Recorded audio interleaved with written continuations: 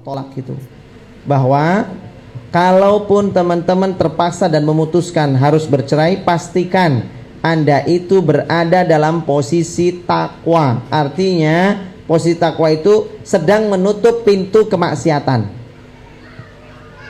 Takwa itu kata para ulama menutup pintu-pintu kemaksiatan. Makanya ada kalimat wa ta'awanu 'alal birri wat taqwa wa la ta'awanu 'alal itsmi wal 'udwan.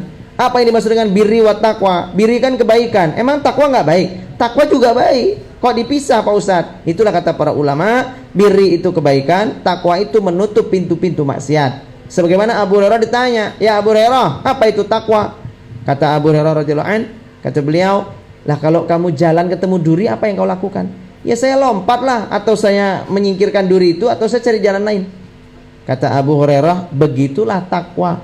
Upaya engkau melindungi dan menjauhkan dirimu dari mara bahaya, itulah takwa." Mara bahaya ini yang dimaksud dalam mara bahaya tentang akhirat, kehidupan akhirat terutama.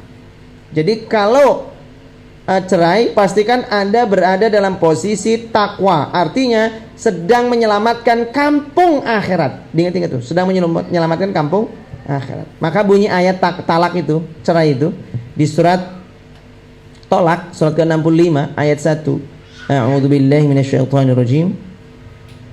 Ya ayyuhan nabiyyu idza talaqtumun nisaa fatalliquhunna li'iddatihinna wa ahsul 'iddah wattaqullaha rabbakum. Ngomongin talak kok endingnya wattaqullaha rabbakum. Ya Nabi, jika kamu menceraikan istri-istrimu, fatalliquhunna li'iddatihinna, maka ceraikanlah di saat dia bisa menerima menghadapi masa iddah. Wa ahsul iddah, dan hitunglah masa iddahnya. Wattaqullaha rabbakum. Ibnu Abbas ditanya, ini gimana sih ayat tentang cerai kok Allah ngomong takwa? Maksudnya apa? Kata Ibnu Abbas, kata beliau, karena sesungguhnya orang nikah itu awalnya karena takwa, maka cerainya wajib karena takwa. Orang nikah kan pasti karena takwa toh? Ingin terjauh dari zina, ingin mata lebih terjaga. Padahal nggak terjaga, tetap aja malah melotot terus di rumah, betul? Iya, tapi terjaga maksudnya dari yang lain di luar. Tapi di rumah nggak jaga pandangan sama sekali. Nah, tapi itulah nikah umumnya karena takwa, maka cerai pun harus karena takwa. Tak ada boleh pilihan. Kalau ingin dimuliakan Allah setelah cerai harus karena takwa. Maka setelah kalau dia takwa tadi alasannya berlaku ayat yang kedua. Wa may yattaqillaha yaj'al lahu makhraja wa yarzuqhu min haitsu la yahtasib. Maka orang bertakwa kalau cerainya karena takwa, Allah akan berikan dia jalan keluar dan rezeki dari arah yang tak disangka-sangka. Datang si mbak-mbak datang ke pengajian teras dakwah, janda datang ke teras dakwah, ngobrol-ngobrol, ada ibu-ibu di sebelahnya. Mbak kok kesini terus mbak, setiap pengajian di teras dakwah kok saya ngeliat mbaknya datang terus. Kata si ibu-ibu ini, mbaknya kok rajin banget. Iya bu, saya memang butuh siraman, saya mau hijrah bu, hijrah. Subhanallah. Sudah nikah mbak? Ya belum bu. Masya Allah. Sama ibu juga belum. Nasib. Tadi udah senang-senang mau pikirnya dijodohin sama anaknya, enggak jadi. Tapi nak, ibu punya sepupu, punya ponaan. Nah, ponaan ibu ini anak ikhwan ganteng, soleh, mapan. Tiap jam 10 malam mapan turu. Itu Masya Allah cocok. Insya Allah cocok. Akhirnya ditaarufkan, nikah deh, dapat yang lebih baik. Ya ja'allahu makhraja. Datanya nggak disangka-sangka dari ibu-ibu yang ada di sebelahnya. Makanya saya sering bilang kalau pengajian di tempat umum ini kan kajian muda-muda. Kalau di kajian yang umum-umum duduklah sama orang-orang tua. Iya, karena masih ada harapan. Kalau sama yang jomblo neyeng. Iya. Piye nasibmu bro? Wah, kaya biyen meneh aku gagal maneh.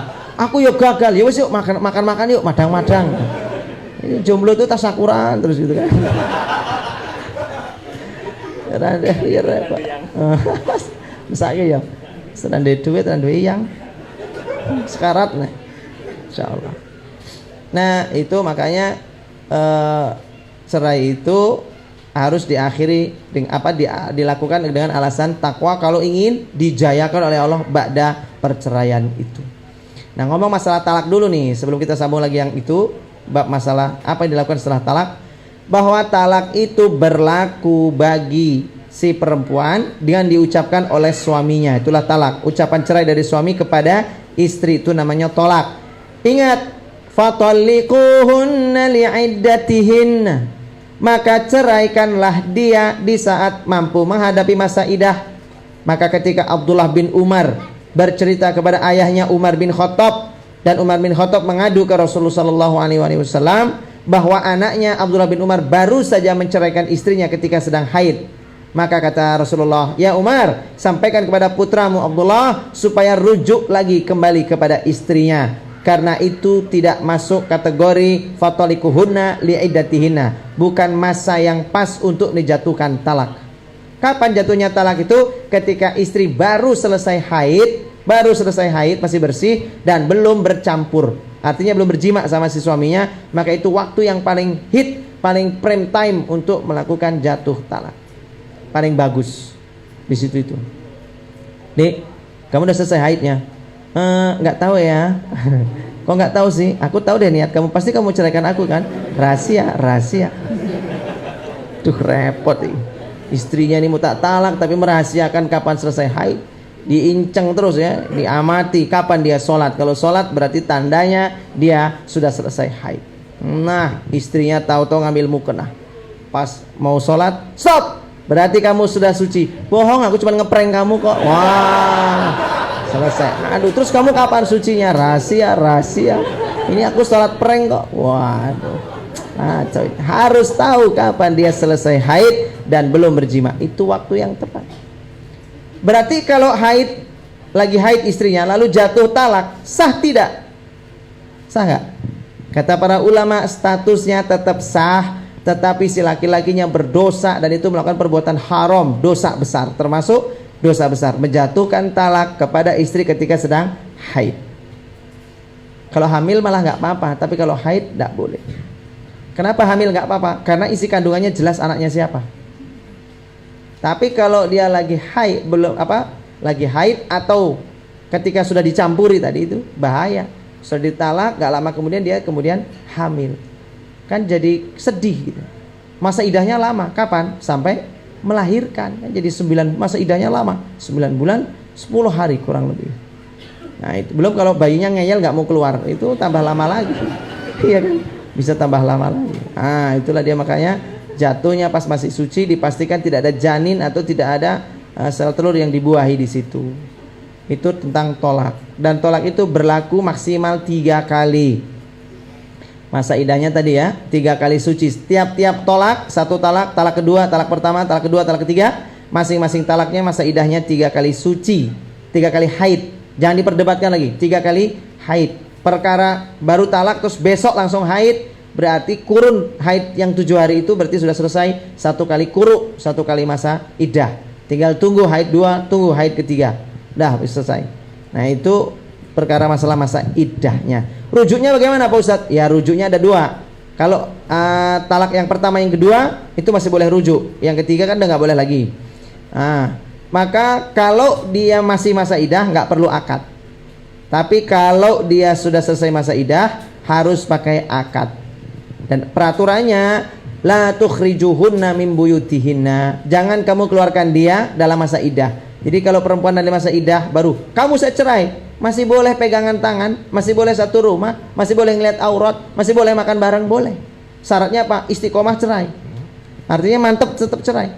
Jangan udah kamu saya talak, tapi ini malam Jumat gimana? Udah kita selingan dulu nanti malam ya. Tapi habis itu kita lanjut lagi, talak ini tetap berlaku. Nggak bisa. Jima itu adalah sebagai penanda gugurnya talak. Talak itu nggak ada iklannya, nggak ada sponsornya, nggak ada. Pokoknya nggak ada seling-selingannya talak. Kalau dia sudah berdamai, sudah maaf-maafan, sudah berarti sudah selesai dan berakhir talaknya. Ini 3, paham ya? Dan tidak berlaku, ini paling penting, tidak berlaku satu jatuhnya kurun talak itu berlaku 3 kali. Misalnya saking marahnya, kamu saya talak 3 langsung, nggak pakai 1 2 1 2. Saking bencinya kamu langsung saya talak 3, ya nggak bisa. Statusnya tetap talak satu. Walaupun ngomongnya dia 3, status hukumnya tetap jatuh talak 1. Paham ini? Baru ngomong, kamu saya talak. Nih ya, hitung ya, 1. Terus habis itu ngomong lagi, kamu saya talak lagi. 2, rungoke. 3, kamu saya talak. Nah, sampai dia ngomong 3, tetap dihitung berapa? 1. Wes mas, ngomongnya terus. Tetap 1, tetap 1.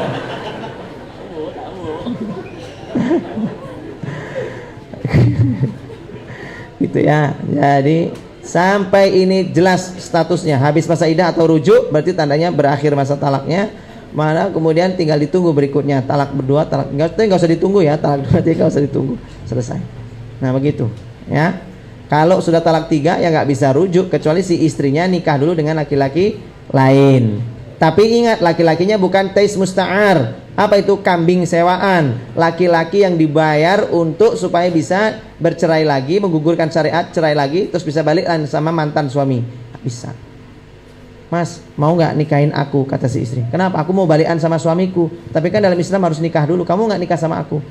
Oh mau. Tapi kamu jangan bermacam-macam sama aku ya. Pokoknya kita nikah terus langsung cerai langsung juga seketika ya.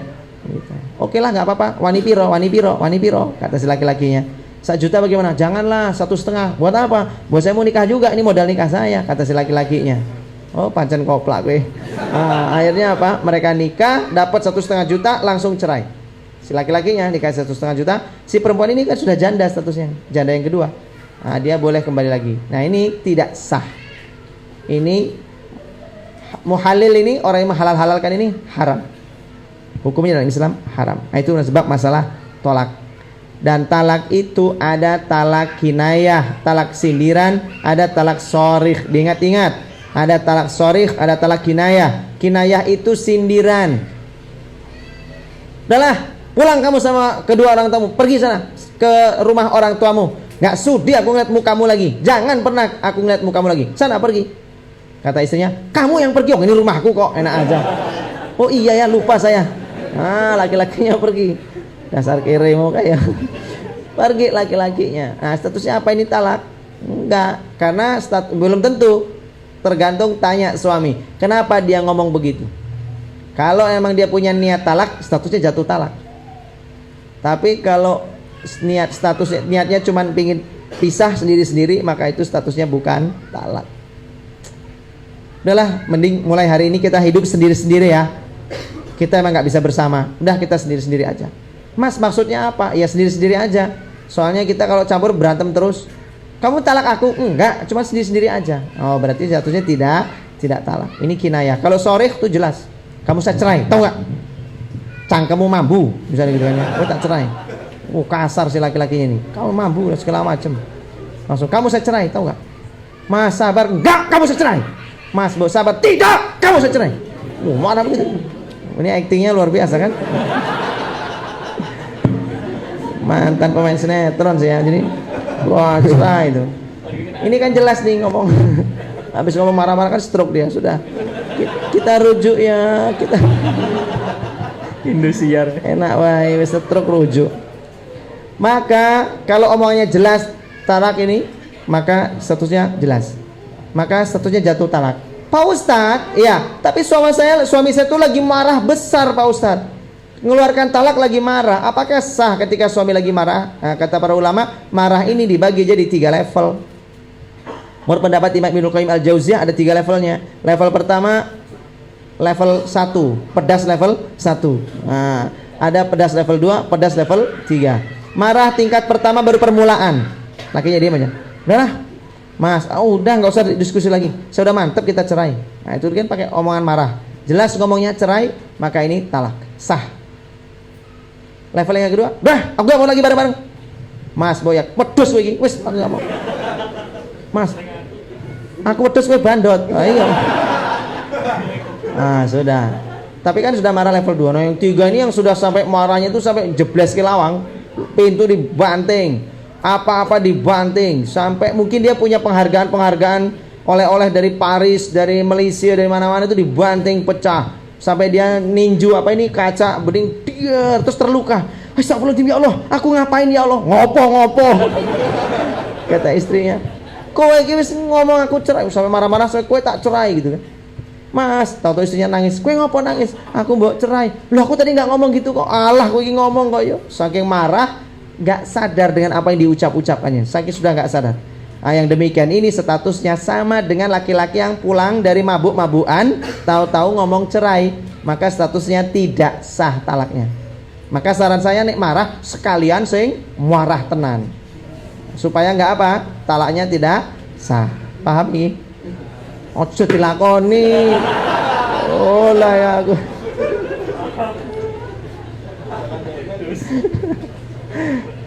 Dasar kurang ngaji.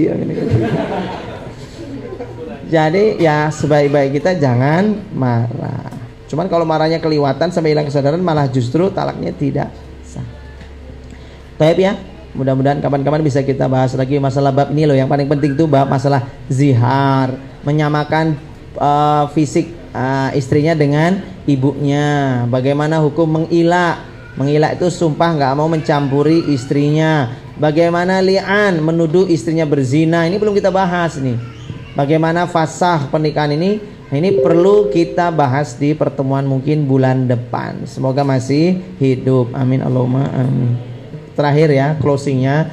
Terus kalau sudah terpaksa harus cerai, apa harus dilakukan? Pertama, jagalah keistiqomahan, ketakwaan kita kepada Allah. Karena takwa itu adalah yang menjadikan banyak jalan keluarnya. Rezeki didatangkan oleh Allah. Ya ja'allahu min amri yusra. Dan dimudahkan segala urusannya oleh Allah. Semuanya jadi mudah urusannya. Ini karena takwa. Nyari jodoh juga mudah. Walaupun dia janda, ngopeni anak-anaknya 4 kecil-kecil, tapi selalu dimudahkan oleh Allah. Misalnya, anak-anaknya dibuat cerdas-cerdas, pinter-pinter, dapat beasiswa. Gara-gara dapat beasiswa sampai perguruan tinggi, ibunya nggak susah mikirin duit. Itu contohnya kemudahan pentingnya takwa tadi.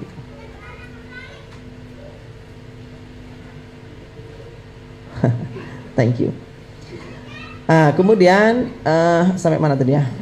Itu takwa. Nah yang kedua, harus punya ilmu ikhlas. Ini penting, ilmu ikhlas. Ngerubah nasib itu harus punya ilmu ikhlas.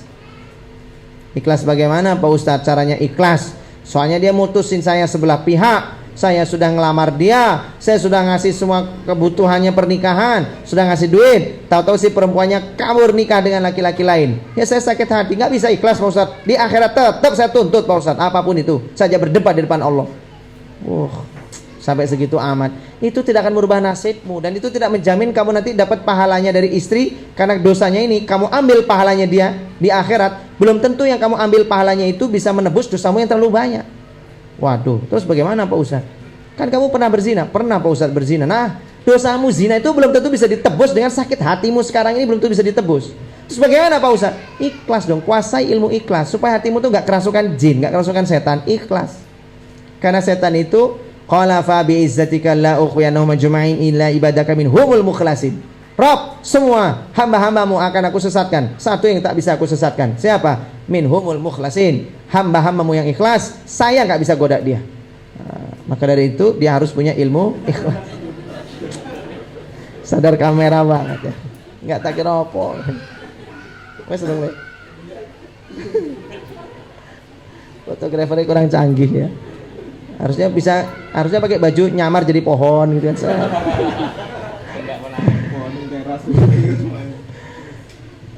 Yang kedua tadi harus kuasai ilmu ikhlas. Ikhlas itu apa maksudnya Pak Ustadz? Ikhlas itu lurus karena Allah, dia lakukan itu karena Allah. Nikah karena Allah, cerainya juga karena Allah sudah. Dan di situ berarti kalau namanya ilmu ikhlas akan menyertai sifat-sifat seperti apa? Ridho dan husnuzon. Gak mungkin tidak. Dua sifat ini ada dalam kandungan ikhlas. Ikhlas itu ada kandungannya, ada molekul-molekulnya tuh. Apa itu? Ada ridho, ada yang namanya husnuzon. Kalau orang gak menguasai ini, gak akan pernah dia punya ilmu ikhlas. Gimana mau ikhlas kalau gak pernah ridho sama nasibnya? Gak pernah bisa.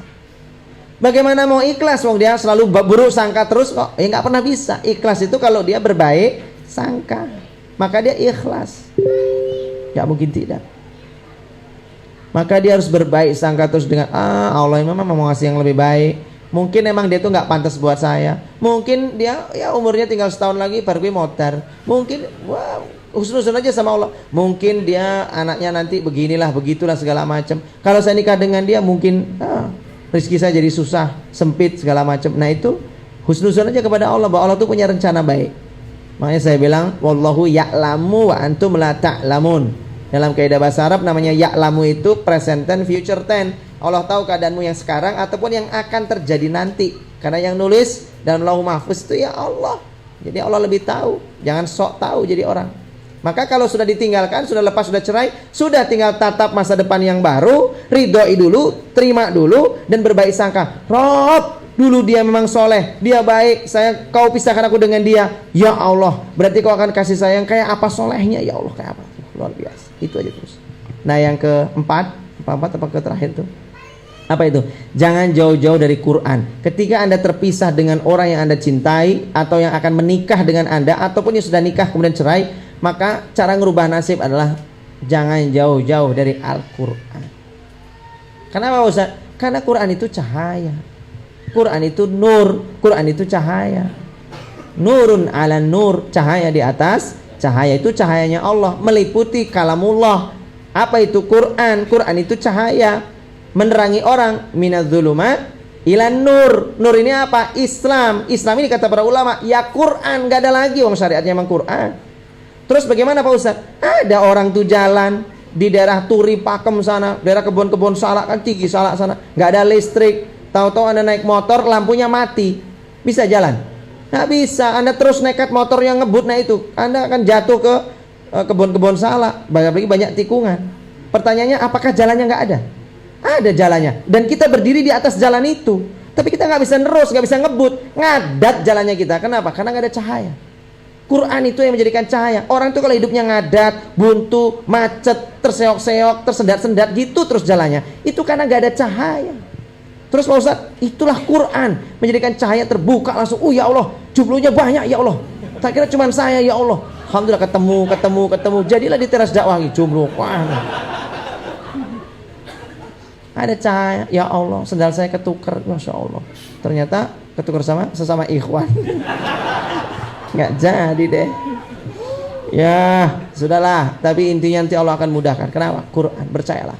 Dulu saya, ini kasih pengalaman ya, nggak ada maksud apa-apa. Ini karena nasihat para guru-guru, maka nasihatkan ke saya nasihatkan ke teman-teman, teman-teman nasihatkan lagi ke orang lain. Karena Quran itulah Al-Quranul Karim yang saya sebut, datang dari Allah, zat yang Al-Karim. Allah itu kan Al-Karim, maha mulia. Turunnya lewat malaikat, malaikat pun yang paling mulia, Sayyidul Malaikat, itu malaikat Jibril. Jatuhnya pun dipilih bulan-bulan yang paling mulia, bulan Ramadan. Dari 30 hari ambil satu malam-malam yang paling mulia. Min alfi syahr, lebih baik daripada 1000 bulan. Kemudian diberikannya kepada nabi, nabinya pun nabi yang paling mulia di antara nabi-nabi yang lain. Maka disebutlah dia Al-Quranul Karim, Al-Quran yang mulia, karena dari hulu sampai ke hilir semuanya mulia. Maka yang dekat-dekat dengan Quran siap-siap mulia. Ketika dulu saya cerai, apa yang saya lakukan? Yang saya lakukan adalah saya waktu itu tiap subuh mengazamkan untuk menghafal Quran. Tiap subuh pulang dari masjid langsung menghafal Quran. Sehari dapat setengah lembar, setengah halaman, terus begitu. Setiap hari nambah banyak terus. Habis baca Quran itu mustajabnya doa. Terus doa, ya Allah saya ridho dengan perceraian ini, saya ridho, ya Allah saya ridho, demi Allah dengan namamu saya ridho. Yang penting kau bahagia ya Allah, yang penting kau ridho aku sebagai hambamu, yang penting kau ridho dengan aku ya Allah, yang penting kau ampuni dosa-dosaku ya Allah, yang penting saya lebih bertakwa kepadamu ya Allah, saya ridho, saya nggak apa-apa ya Allah. Nah, dan saya yakin kau pasti akan berikan yang lebih baik. Keyakinan itu subhanallah, jatuh cerai, akhirnya persidangan. 3 bulan setelah sidang saya menikah. Jadi nggak pakai lama. 3 bulan setelah itu cerai nikah. Dapatlah istri saya sekarang ini yang masya Allah, yang menurut saya jauh lebih baik dan lebih banyak. Itu yang paling penting. Kenapa? Mati satu tumbuh 1000. Gitu ibaratnya. Allahu a'lam bishawab. Cukup? Lebih banyak cukup. Baik. Oh, ya gitu aja ya, cukup ya. Terima kasih. Assalamualaikum warahmatullahi wabarakatuh. Waalaikumsalam warahmatullahi wabarakatuh. Jazakallahu khairan katsiran.